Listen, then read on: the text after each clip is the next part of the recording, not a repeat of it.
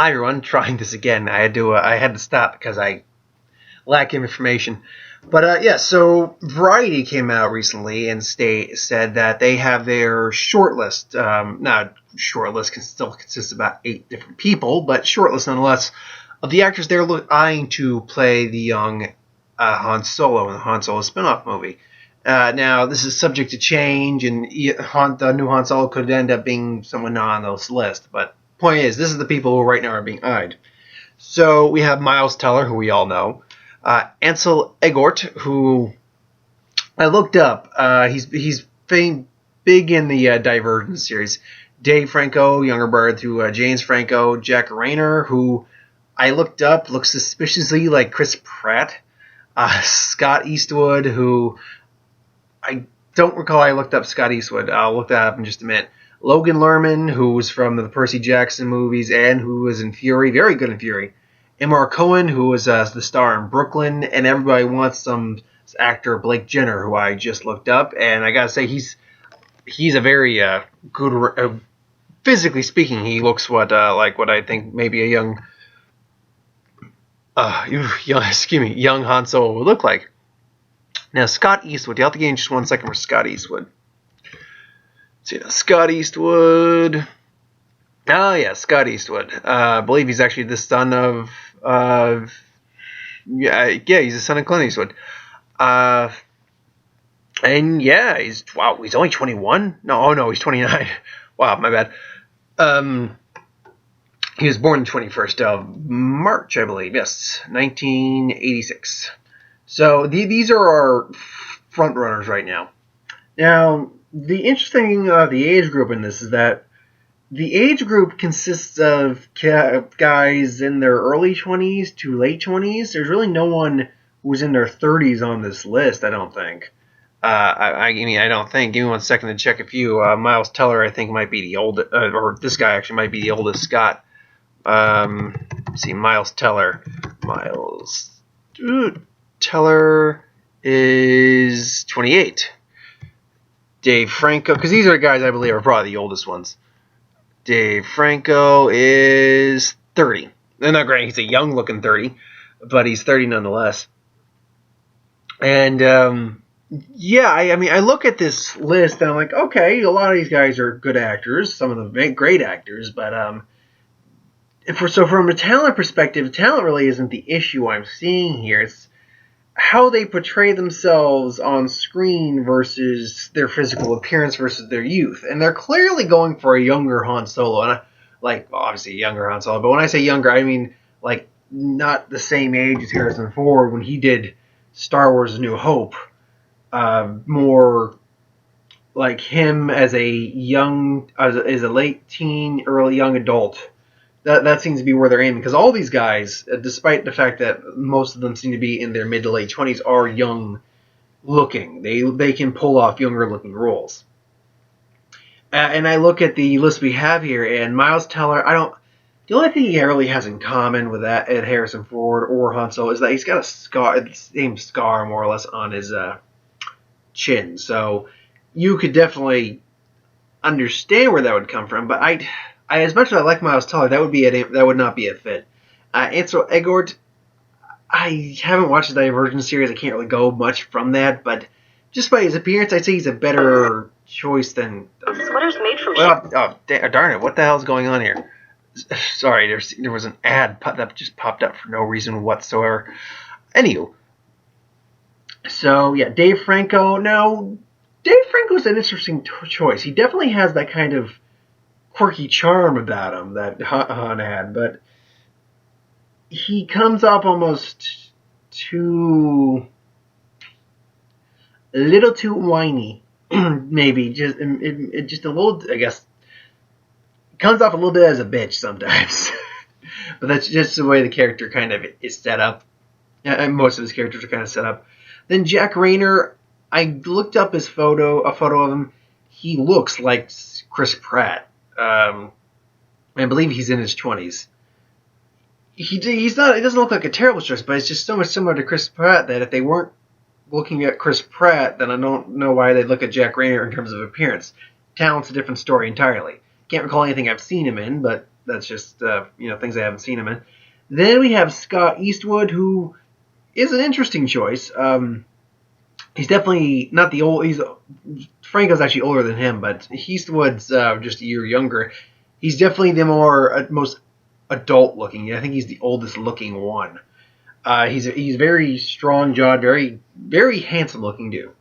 But see, if they're going for a younger Han Solo, like in his early 20s, late teens, I'm going with early 20s on this because that seems to be where they're aiming. By the way, you'll notice I have the goatee back again. That was just a personal choice. I realized that as a lot of us with beards do, kind of like pick crap and getting a bald spot. What am I gonna do? My head will just go shink, and I'm not all smooth. I'll enjoy that for a little bit. Back to the point ahead. Logan Lerman, though. Logan Lerman is an actor who, when I first saw him, Percy Jackson, I'm like, this guy's all right. This kid's all right. Nothing terrible about him. Then I see him in Fear, and I'm like, oh no, this kid can act. This kid's a damn good actor. I believe he was actually one of the front runners for the new Spider-Man before we got Tom Holland. And Logan Lerman, I could see a bit more as a young Han Solo, but that's if they're going with the early 20s, late teens Han Solo, which I think they are. Then we got M.R. Cohen, he was the male lead in Brooklyn. If you haven't seen Brooklyn yet, please tell me how it is, because I haven't seen it either. I hear very good things, though. But I've seen the actor in the trailers, because I still get the trailers in the Cinemark, at Cinemark. And he doesn't look like a terrible choice, because I'm certain that he's not actually Irish, even if he is, or he's not really Italian, even if he is Italian, that's probably not his accent. And even if this is his accent, he can probably hide his accent, as many actors do. So that's that. And then Blake Jenner. Now that's the one where I was surprised by the casting for it or the frontrunners, because he's in a comedy coming out this year called Everybody Wants Some, which I got a trailer for when I went to see Big Short, and I forgot the name of it. But the first of that movie looks very funny. But he looks like he's probably going to be very good in the movie too. And then I look at him like, no, I mean, among all these guys, this looks like a young Han Solo to me. This guy looks just from terms of physical feature, he's young looking, but not too young looking. He looks like he could be in his mid-20s or so. And he does remind me of a young Harrison Ford just a little bit, even more so than most of the other actors on this list. So in terms of just the appearance, and I don't know, I'll have to see Everybody Wants Him to get a gauge of his actual talent, because I don't know any other movies he's been in. I could look it up, but if I do that, I'll wait till later. So, I mean, if I don't know who I choose out of this list, assuming this is the final list. Yeah, excuse me. What the hell?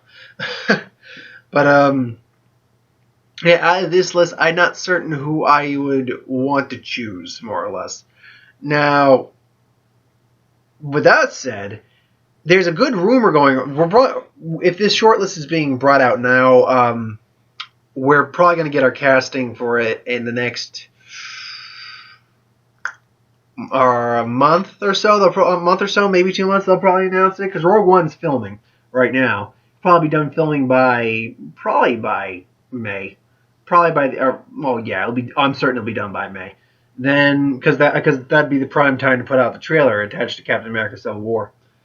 So I'll take that back. It'll probably be done by April. Then they'll have a trailer set up and ready, probably at least a teaser ready for May, and then, or it could be done earlier than that, because they'll usually make a teaser before they're finished filming. But point being, I bring that up because when they spoke to let's see now.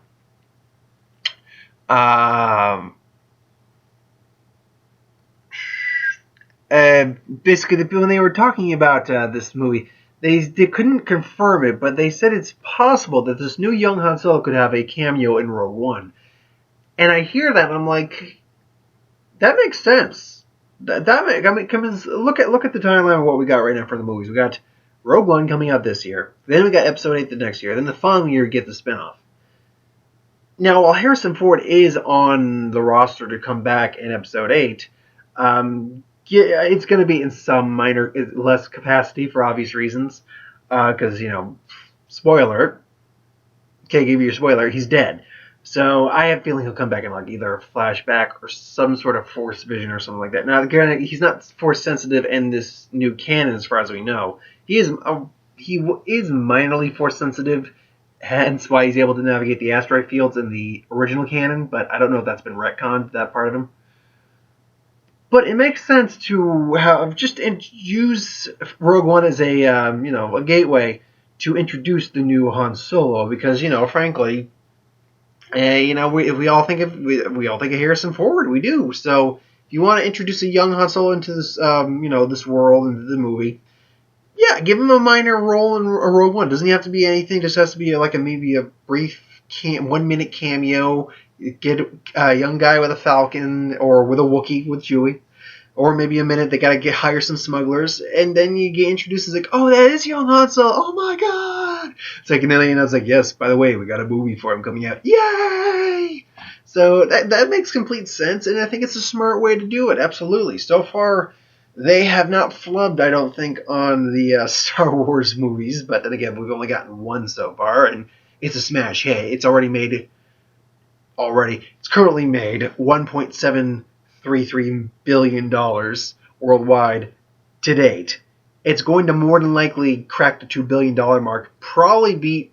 I do believe it's probably going to beat Titanic, but I don't think it'll be able to match Avatar in terms of the box office. Who knows, though? But I do believe that is a smart thing to do. Now,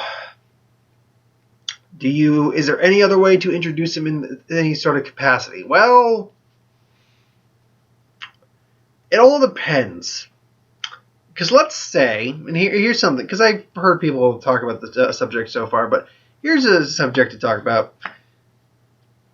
First off, a little tidbit. Episode 8 was apparently going to be a lot darker, so says John Boyega. I was going to say Jason. John Boyega, as he says, it's going to be darker. Can't say much. I'm going to be hitting the gym. Going to do a lot more physical work, so good for him. Maybe I'll talk about that story another time. But I'm almost certain we'll see Han Solo in some sort of flashback or force thing or whatever. But what if we also get a young Han Solo flashback back in the episode 8? Him as a young man. In some way, shape, or form. Now, I don't think that's likely, but anything's possible in the world. But what would be the likelihood of seeing him in one of the mainstream Star Wars films? I think slim to none, but it's an idea anyway. So, to sum it all up, more or less, most of these actors I'm pretty okay with if they got cast for the role. The only ones I'm not really keen on right now, oddly enough, for some of the big names like Miles Teller and Dave Franco, but we'll see what happens. I also believe that, yes, it would be smart to give him a minor cameo in Rogue One. I think that might actually very well happen in Rogue One. But I have to end up seeing what Rogue One sells for us, so thanks for watching. I hope you enjoyed. Like, comment, share, subscribe. As always, if you want us to review something, put in the comments below. Let us know. We'll do a review of it at some point.